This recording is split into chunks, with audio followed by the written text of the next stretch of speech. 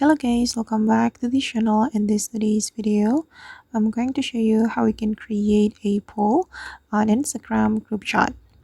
Okay, let's get into it. Here I have opened my Instagram application, and first of all, of course, we have to select a group chat we want to create a poll on. We can go to our Instagram direct message, and for instance, I'm going to create a poll on this Instagram group chat.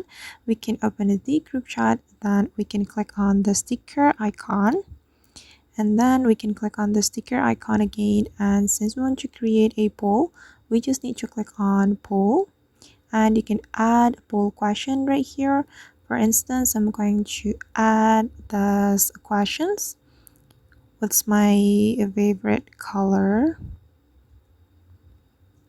Like this, and then we can add the poll options. I'm going to add blue and then red and also green. Okay, and after you're done, you can simply tap on create poll. And now as you can see that the Instagram poll has been created, and that's how we can create Instagram poll on the group chat. I hope this tutorial will be useful for you. Thank you so much for watching, and if you found this tutorial useful, don't forget to like, comment, share, and also subscribe to the channel. See you on the next video.